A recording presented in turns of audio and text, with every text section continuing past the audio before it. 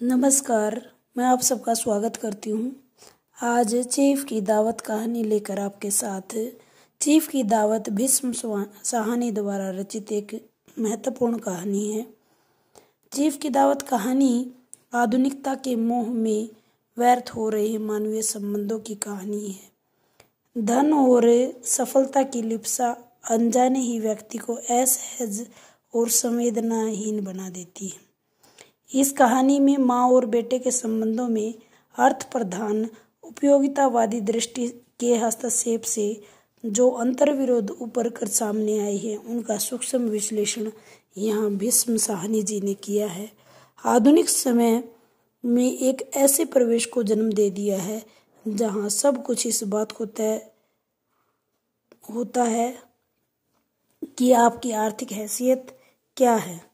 इस कहानी में बूढ़ी लाचार माँ बेटे की पढ़ाई में अपना एक एक जेवर तक बेच चुकी है। आज उसका बेटा पढ़ा लिखा आधुनिक रोबदार व्यक्ति बन गया है। एक तरह से माँ का समर्पण जो है वो सफल हुआ, लेकिन इससे वह कैसा इंसान बना? अपनी माँ के त्याग और सेवा का उसकी नज़रों में क्या महत्व है? यदि इस प्रश्न को हम अपने आप से करें तो हमारे सामने एक यथार्थ खड़ा हो जाता है जो बिल्कुल अंधकारपूर्ण है। कहानी का आरंभ चीफ की दावत के लिए घर में जोर शोर से चल रही तैयारी से होता है, जहां श्यामनाथ स्वयं को एक एक चीज देख परख रही हैं। श्यामनाथ, जो कि इसका प्रमुख पात्र है, घर के फालतू सामान को अलमारी के पीछे छिपाते हुए उन्हें अपनी माँ का ध्यान आता है। यह निश्चित है कि उस घर में माँ की स्थिति यूं ही है, फालतू पड़े सामान से और अधिक कुछ भी नहीं है। लेकिन विडंबना यह है कि वो उसको अलमारी के पीछे या अलमारी के अंदर नहीं छुपा सकते। तरक्की की आशा में दी जा रही दावत में जो है आडंबर पूर्ण है, सिर्फ दिखावे से भरी है। इस आयोजन में माँ एक पुराना धब्बा है और बेटे के लिए सबसे बड़ा झंझट।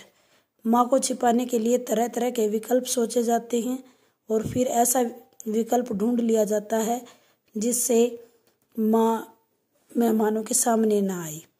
कहानीकार ने विवश माँ के व्यक्तित्व का अंकन बड़ी बारीकी से किया है।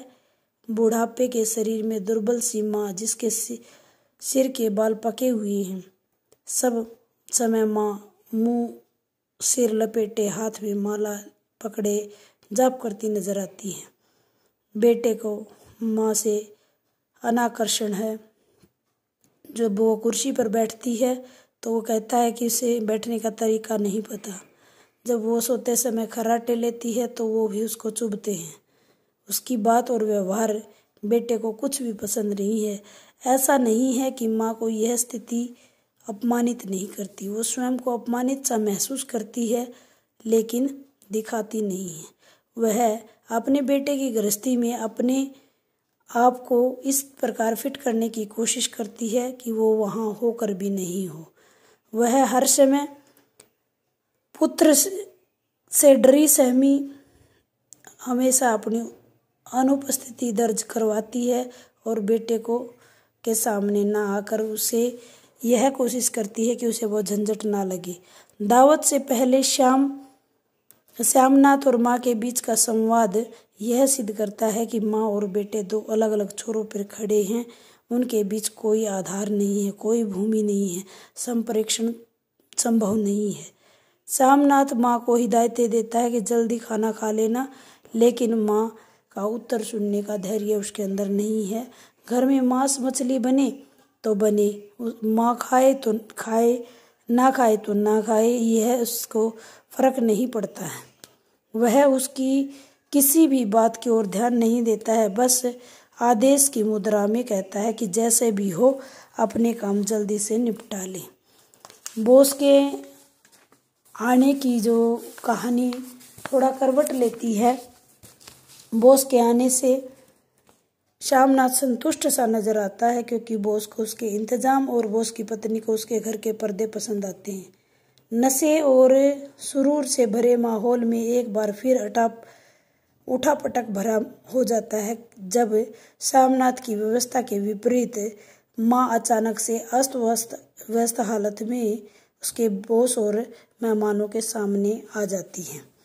उस समय श्यामनाथ की प्रतिक्रिया अत्यंत अमानवीय हो जाती है। कुर्सी पर बैठकर सोती माँ को देख उसे बहुत क्रोध आता है। उसका जी चाहता है कि माँ को धक्का देकर उठाए कोठरी में धकेल दे, लेकिन बॉस की प्रतिक्रिया देखकर यह समीकरण तुरंत बदल जाता है, क्योंकि विदेशी बॉस के लिए श्यामनाथ की ग्रामीण अनपढ़ माँ दिलचस्पी का एक विषय है।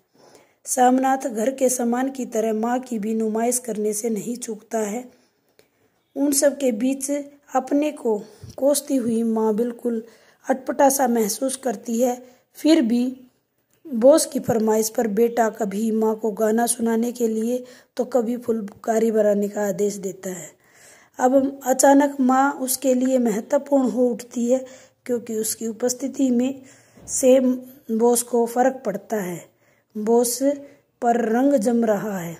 माँ उसकी तरक्की की सीढ़ी बन जाती है। यह सोचकर ही मिस्टर श्यामनाथ झूम उठता है।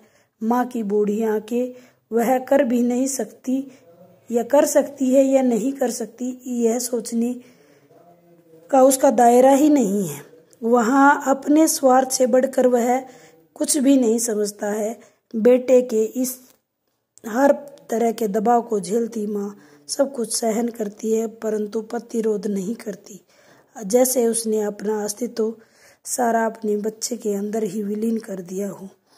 लेकिन उस सब के बीच भी माँ की असहायता पाठक से छिपती नहीं है। कहानी का शीर्षक चीफ की दावत भले ही हो, लेकिन यह कहानी मुख्यतः माँ की कहानी है। चीफ की दावत माँ की पीड़ा को और भी अधिक करुणामयी बनाकर उभारती है। सामान्य जन की प्रतिक्रिया, भीष्म सहानी की प्रतिबद्धता कथानक के चुनाव और चरित्र चित्रण में साफ झलकती है। लेखक ने अपने आसपास के जीवन से ही इस चरित्र को उठाया है और उसका सूक्ष्मता से निरीक्षण करके ऐसे प्रसंगों को चुना है जो उसके जीवन में अंतर्द्वंद, अंतर्वेदना को साकार बना देता है। भीष्म सहानी की कहानी में कथा तत्व बहुत महत्वपूर्ण है। यद्यपि यह कहानी भी नई कहानी के दौर की तरह बहुत सी कहानियों की तरह घटना प्रधान नहीं है, लेकिन उसमें एक कहानीपन है। कथा का ढांचा व्यक्ति के अंतर और बाह्य परिस्थिति और परिवेश में एक दिखाई देता है। फिर भी कथावाचक और लेखक का एहसास इस रूप में बाकी रहता है। कोई है जो आपके लिए एक के बाद दूसरा चित्र प्रस्तुत कर रहा है। पूरी कहानी फिल्म की तरह खुलती है। कहानी की भाषा सादगी लिए हुई है, शिल्प को जीवंत बनाती है। छोटे छोटे वाक्यों को संयमित ढंग से बातचीत शैली में कहानी को आगे बढ़ाया जाता है, लेकिन अपने कथ्य की पूरी तीव्रता के साथ अभिव्यक्त करने में यह एक बेजोड़ कहानी है। उम्मीद करती हूँ चीफ की दावत कहानी आपको समझ आई होगी। धन्यवाद।